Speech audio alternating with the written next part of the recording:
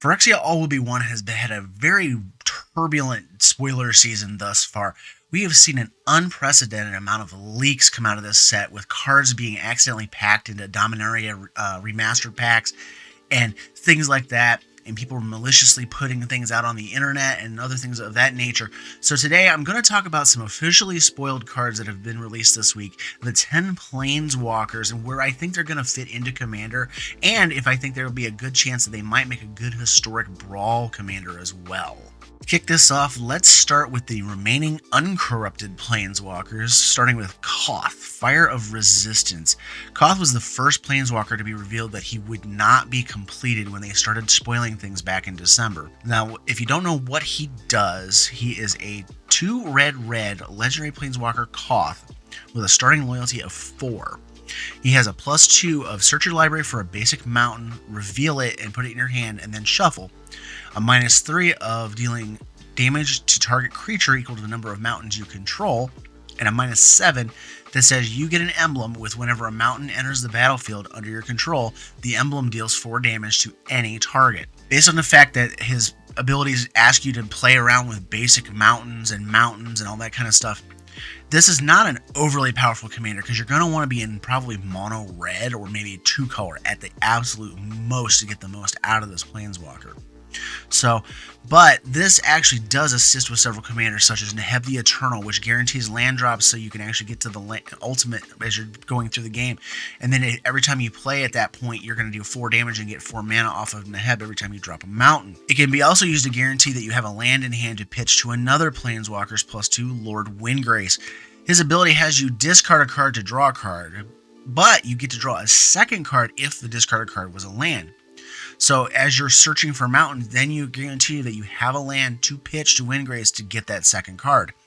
It also synergizes with the -3 of Windgrace, getting 2 lands out of the graveyard onto the battlefield, so you can get to Koth's emblem and -3 Windgrace to get 2 mountains. Then you can actually deal 8 damage right off the bat with Windgrace and the emblem. Same as with the Planeswalker, Soul of Windgrace also benefits from Koth stocking your hand with a mountain to throw into one of its abilities only to get it back off of the Soul's attack trigger. Also in the land theme here is Omnath Locus of Rage, the 2-color jelly bean that creates a 5/5 elemental when you drop a land.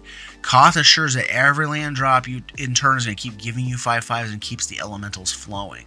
As for Historic Brawl, I do not think this will make a good Historic Brawl commander. I love Historic Brawl, but Mono Red is a very weak color setup in Commander and Historic Brawl. It's not to say that it can't win, but it's very difficult at times because Red cannot deal with certain permanents, specifically enchantments.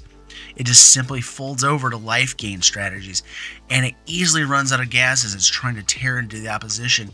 Red is more suited as a second color in a deck rather than trying to go it alone.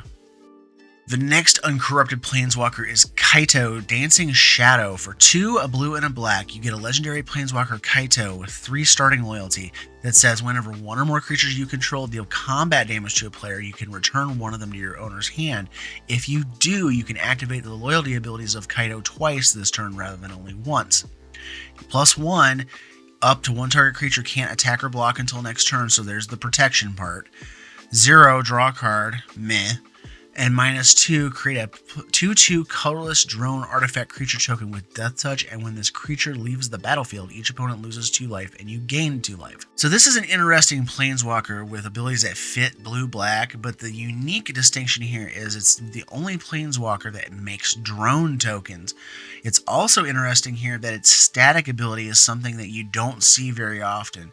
What do we want coming back to our hands? Creatures with enter the battlefield effects. And what commander with blue and black in its identity loves ETBs? Yarok the Desecrated. Yarok's a 3/5 Death Toucher with lifelink that is a Sultai color commander. It means it has green along with the blue and the black, and it doubles whatever enters the battlefield abilities you have coming in. With Kaito, you can send some of them at your opponent's face, and once they connect, you can actually bounce them back to your hand and use them a second time. The nice part of this is also the +1 assists you in getting a creature through and keeps it on their stuff from cracking back and hitting Kaito on the next turn. Things that make your creatures unblockable also work really well with this ability. As for Historic Brawl, I do think that it could possibly be a commander of a Historic Brawl deck. I think if you get enough creatures that have ETBs that you can guarantee it it's going to hit and you can bounce them back and reuse them over and over again. Something like, I don't know, a Brazen Borrower, where you can recast the Petty Theft side, or Ravenous Chupacabra, things like that. Then yeah, you can get a lot of use out of this.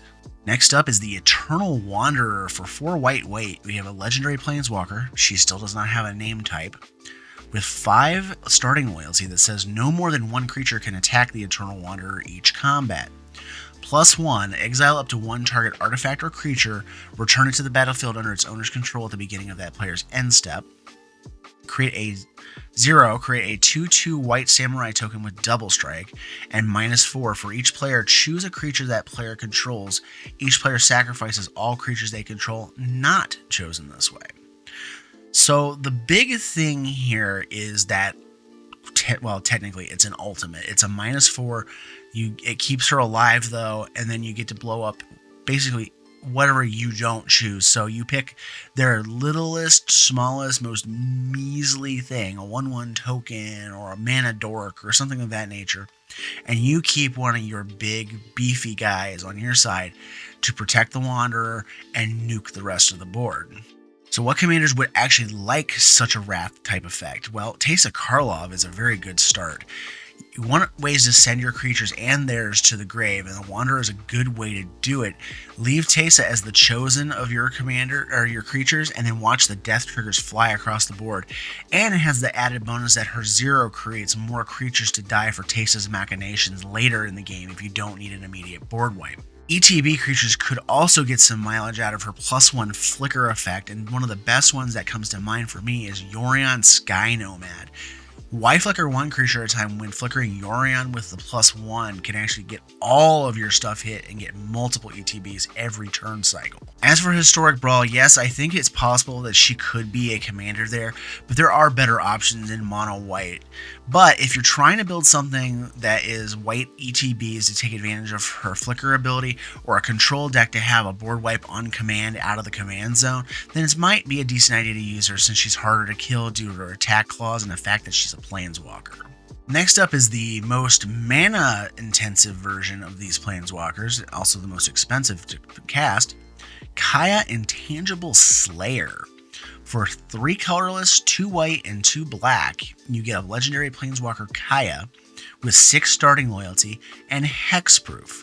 So it means your the planeswalker is safe from direct removal spells, burn, what have you. They can only use mass removal stuff that can hit planeswalkers or punch it in the face. It has a +2 of each opponent loses 3 life, you gain 3 life. A 0 of you draw 2 cards, then each opponent may scry 1. Or -3, exile target creature or enchantment. If it wasn't an aura, create a token that's a copy of it, except it's a 1/1 white spirit in addition to its other types. So as I'm doing my research here, there's not a lot of commanders that need a 7 mana planeswalker with her abilities, but coming to mind here that can leverage the +2 and for gaining life and making them lose, like, are Varrak, Warped Sengir, and Kambal, Council of Allocation. With Varrak, you're trying to pay life to copy activated abilities of your other creatures, and then you pay extra life to do it. So Kaya's life drain is nice to recover some of a life, and her removal ultimate does keep big uglies off your back since you're paying life into this commander anyways. With Combo Council of Allocation, we're likely going to go with a drain and gain strategy, so Kaya gives you just an additional drain here. I also found, after I started doing my research, another commander that might work well with this is Vona, Butcher of Magan. She requires life to be paid to destroy creatures off her activated ability, so again, the +2 will actually help you keeping destroying the creatures and almost nullifies the life payment completely once you get hitting with her lifelink ability and this. As for Historic Brawl, you could use her, but I think she's just way too expensive for what little she does. Black and white aren't colors with massive amounts of ramp outside of a burst with like Dark Ritual or waiting for your opponent to not pay for Smothering Tithe triggers. Her biggest thing here is that she can't be hit with direct removal, but she's open to just getting run over.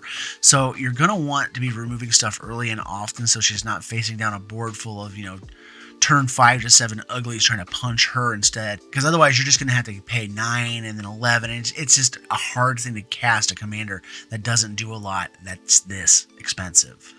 And lastly, of the uncorrupted, we have Tyvar, Jubilant Brawler. For a colorless, a black, and a green, you get a legendary Planeswalker Tyvar with 3 starting loyalty that has a static ability of you may activate abilities of creatures you control as though those creatures had haste. That's quite powerful. +1, untap up to 1 target creature. -2, mill 3 cards, then you may return a creature card with mana value 2 or less from your graveyard to the battlefield. Now, this is a very powerful ability on here. That bit where they stapled 1,000-Year Elixir onto the static ability of Tyvar is pretty nuts. Several commanders have, in the black-green spectrum, have activated abilities to abuse with this and the +1 activation to untap them and do it again. For example, Baba Lysaga, we've done a couple of videos on her. You start draining right away. You don't have to wait for the haste, so she's not as, able to get hit with removal, and then if you have enough fodder, you can untap her with the +1 and do it again and just keep on churning through your deck, keep on burning them out.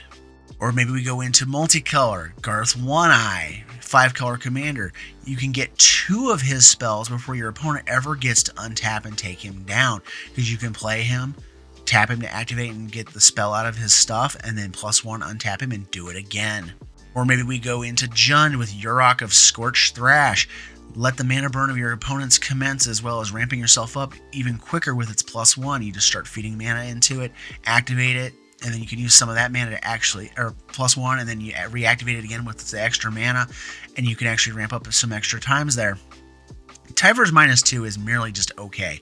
It's very little consequence most of the time because you're looking at 2 CMC creatures, and really the only thing in black and green that I would want to get back is maybe a Mana Dork or something like a Blood Artist that got killed in combat or got burned away or whatever.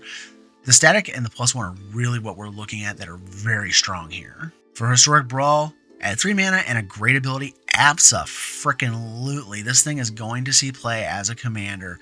It is really good, and you can get faster uses out of things like Mana Dorks, like Circle of Dreams Druid.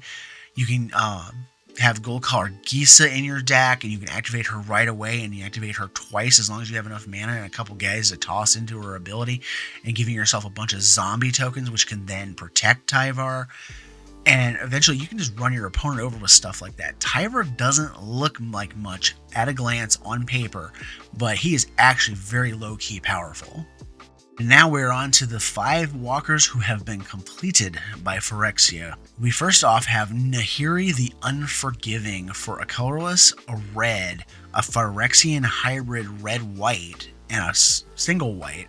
You have a 5 starting loyalty legendary planeswalker Nahiri with a +1 that says until your next turn, up to 1 target creature attacks a player each combat if able. So a good thing to do here is, you have a Mana Dork, I don't want, doing stuff, or you can either force them to tap it down to keep it from dying in combat, or you can force them to run it into something, or maybe there's a utility creature, something that you need to get out of the way. You can force them to bring it at you instead of holding back, or you can force them to attack you when they need a blocker, and then you can finish them off. +1, discard a card, then draw a card. This is the more important ability, though, because of the 0, and we'll talk about that in a second. You discard a card, draw a card, so let's discard something really, really big and dangerous. Because then we get into the 0, exile target creature or equipment with mana value less than Nahiri's loyalty from your graveyard. Create a token that's a copy of it. That token gains haste, exiled at the beginning of the next end step. So if you know anything about the completed walkers, if you pay the Phyrexian mana cost, which is 2 life, it comes in with 2 less loyalty for each time you've paid that. So, again, there is a walker that has double Phyrexian in it, and we'll get to that in a little while. So you're really going to want to get this up at 5, and you're going to want to start plussing it, so you'll get to 6. So let's say you drop like a 6-cast Angel in your graveyard, or a 5-drop of some sort. Then the next turn you can 0 the 5-drop out of your yard, or you can plus again, and then start reanimating out of your graveyard with her abilities. So how do we want to bend this in Commander? Well, one route to go is with equipment, because she does exile equipment out of your yard. So you can kind of cheaply equip them with a token, and she creates an exiled equipment version that you can smash if you use a commander such as Brunor Battlehammer or Aster Bearer of Blades. The other route here is, like I was talking about before, is to dump big bad fatties in the graveyard. And that route, you can try some different things. With something like Oscar the Reconstructor, you can +1 to discard a big artifact in the graveyard, and then like a piece of equipment or an artifact creature of some sort that's like really dangerous. And then you make a copy of it, multiple copies of it with Oscar's ability. Or you can make temp copies with artifact creatures with her +0. Or maybe we can run another color into the deck, such as Mardu, so we gain access to Black's Reanimator spells, along with some of the big angels and dragons that we can dump off to reanimate with Nahiri or the spells. Dahada, Binder of Wills, her ability actually helps us here. With her -3 allowing us to look for a legend, we can put one in hand, which can then be dumped into the +1 ability, and any other cards that were there that we didn't select go straight into the graveyard for her to have access to, or we can just reanimate with a spell. We also have Kalia Zenith Seeker, which gives us some options with this regard as well. Kalia lets us dig deep into the top of our deck for up to 3 targets, 1 angel, 1 dragon, 1 demon, and to dump them off into the graveyard later for us to make a copy of with Nahiri, or just to straight up reanimate it. The possibilities of this strategy with Nahiri are pretty nice, actually. As for Historic Brawl, she might be good enough to do this. If we have enough white reanimation to go around with her, it might work. We have plenty of angels and dragons that we can dump into the graveyard, along with what looks like some new Phyrexians in the colors that could dump off and revive as well. So the possibility is there for Nahiri to lead a deck. Next, we have everybody's favorite Planeswalker to hate on. It's Lukka, Bound to Ruin. For 2, a red, a Phyrexian hybrid red-green, and a solid green, you get a 5 starting loyalty legendary Planeswalker Lukka. It says +1, add a red and a green, spend this mana only to cast creature spells or to activate abilities of creatures. A -1 to create a 3/3 green Phyrexian beast creature token with Toxic 1. And a -4 where Lukka deals X damage divided as you choose among any number of target creatures or Planeswalkers, where X is the greatest number or greatest power among the creatures you controlled as you activated the ability. So when you play Lukka, if you -4 him right away to remove stuff, your opponent can't just blast away your biggest creature with a removal spell to reduce the amount of damage you can deal. It's locked in because they will not have priority to cast a spell until after you've done the -4. This variation of Lukka is a little more generically good as a Planeswalker than anything real specific that you want to try to build around. Of note, I really could only find a few commanders that actually care about his +1 mana making abilities, such as Mina and Den Wildborn, Rada, Heart of Keld, and Atla Palani, Nest Tender. The 2 mana created here can activate Mina and Den to bounce a land back and reuse their stuff. Rada's ability can be cheapened up by giving us extra mana to activate it, and you can pay the 2 off of this to activate Atla Palani. So there's things you can do there, but it's just kind of whatever. The -1 could be enhanced by Girad Conclave Exile, populating the beast token that's created, and maybe even go into like a populate theme to make creature tokens with Toxic, since white has a Phyrexian Might theme coming with the new set as well, and green seems to also be a secondary heavy Toxic color in the set. Otherwise, he could slot into really any red-green X commander deck as a good, not amazing Planeswalker. As for Historic Brawl as a commander, maybe. He's generically good, so you could use him as a whatever, but there are better options in the Gruul colors, and having a tactical removal spell is nice in the command zone, but outside of that, I really don't see why I want to run him as a commander in Historic Brawl.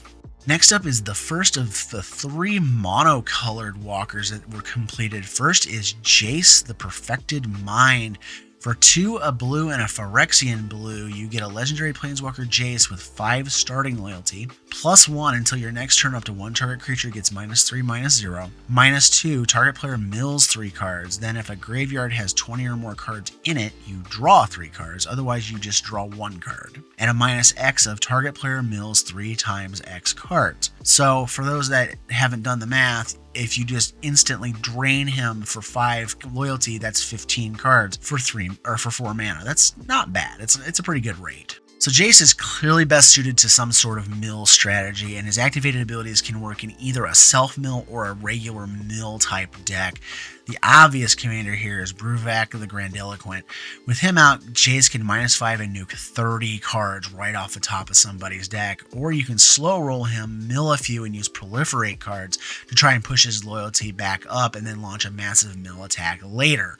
You can also just mill your own stuff and then use things like Thassa's Oracle or Laboratory Maniac as your win cons. Another mill commander that fits really well here is Zelix Sanity Flare, but with a different tactic. Instead of aiming to deck somebody else or yourself, you just want to mill to get horror tokens off of Zelix to beat your opponents down with. And the nice thing about Zelix is then you can also pair him with one of the background cards from the Commander Legends 2 set and kind of make a customizable color combination that you want to run with him. I also think I found another couple commanders here that like to take advantage of the mill with Captain Nagathrod and Grolnak the Omnivore. The good captain here allows horrors to damage and mill your opponents, but the thing here we want to take advantage of is the end step trigger. Jace can mill stuff with his -2 or -X, and if you knock an artifact into their yard, you can steal it at the end of turn with Nagathrod. Grolnak, on the other hand, he's going to exile permanents off of your own deck that Jace is going to be milling, and then you can cast them out of exile as long as Grolnak sticks around, kind of giving you a virtual hand extension. As for Historic Brawl, you bet he can be a commander. I already have a Bruvak the Grandiloquent deck. God, I can't talk. But I'm going to try Jace in place of him simply because Jace is a mill spell unto himself that you can recast over and over and over again right out of the command zone. And even if you're paying the completed cost, you're going to get a minimum of 9 cards for 3 mana right away each time you do it. And for those reasons, I think a mill deck with Jace sitting in the command zone actually might net us more cards in the long run than Bruvak will. The second monocolored planeswalker in Jace's love interest, Vraska Betrayal Sting. For 4, a black and a Phyrexian black, you get a 6 starting loyalty legendary planeswalker Vraska. You can 0 her to draw a card and lose 1 life, proliferate. And if you don't know what proliferate is, any number of counters on any number of permanents you control, you can increase by 1, and it doesn't matter what kind of permanent it is. Or counter it is. +1/+1, experience counters, energy counters, just whatever counters you have going on, you can increase them by 1. -2, target creature becomes a treasure artifact token with tap, sacrifice this artifact, add 1 mana of any color, and loses all other card types and abilities. And -9, if target player has fewer than 9 poison counters, they get a number of poison counters equal to the difference. So if they're at 0, they instantly go to 9. If they're at 1, you give them 8 more. You get the idea here. I'm really having to limit myself here on the commanders that you could really use this with because there's just a lot of things you can do with counters. Basically, any deck that uses and abuses counters and runs black, this planeswalker is going to probably want to be used in that deck. Of note, I am going to be using her for sure with Minthara Merciless Soul and Hapatra Vizier of Poisons to proliferate experience counters on Minthara and -1/-1 counters on Hapatra to make snakes. It's also a great tool to add to Atraxa Praetor's voice decks to give you an additional proliferate thing. And if you get to the ultimate, you can actually just poison somebody out. Also, there's a brand new poison precon coming out with Ixhel, Scion of Atraxa. And it's an Abzan color combination, green, white, black, and it gives you a way to proliferate and add more poison counters. So just bear in mind, though, that Atraxa draws a lot of hate, and Ixhel will likely do the same because people do not like poison in Commander. As for Historic Brawl, unfortunately, I don't think she's going to really work out as a commander. This Vraska is just too expensive mana-wise to get going along decently enough, and along with the lack of things to do with her proliferate ability in mono black, there's just not enough counters other than some +1/+1 or -1/-1 stuff going on. Drawing a card for a life is okay, but you can do that with something like Lulth or Professor Onyx in mono black and still have better tick down abilities that matter. For now, I think Vraska is better suited as a supporting character in a deck. Lastly, we have Nissa Ascended Animist. For 3 green and 2 Phyrexian green. You have a 7 starting loyalty legendary planeswalker Nissa. +1, create an XX green Phyrexian horror creature token where X is the loyalty of the Planeswalker. So you're going to +1, and if you paid full retail, it's an 8/8. -1, destroy target artifact or enchantment. Good removal, pretty powerful. And then -7, and this is the thing that's everybody's getting excited about. Until end of turn, creatures you control get +1/+1 for each forest you control and gain trample. So this is kind of like the Craterhoof Behemoth type thing that you want in a deck that it's not Craterhoof Behemoth. So while the Nissa can go in 2+ color decks, she's going to be most effective in mono green decks that have access to forests. You can also put things like Yavimaya, Cradle of Growth, to turn all your lands into forests, but that's not something you want to really count on. Since we want to stick in the green, I'm going to stick with mono green recommended commanders here. If you want her at full loyalty, and that's quadruple green, you're going to need to stick with green here. And there's actually a really good commander in mono green for Planeswalkers, and that is Vorinclex Monstrous Raider. He's a walking counter doubler, so when Nissa enters, she's going to come in with 14 loyalty counters if you paid the full retail value. That means you can +1 to make a 15/15 Phyrexian Horror or -7 to ultimate this without losing her, but at that point you're likely just using her as a backup Craterhoof to smash your opponents to death. Alternatively, you can also pay the Phyrexian mana. She's going to come in with 6 counters to start with, because she'll come in with 3. So either way, you're kind of getting the best of both worlds with Vorinclex around. We also have a pair of Titanias, Titania Protector of Argoth and Titania Nature's Force.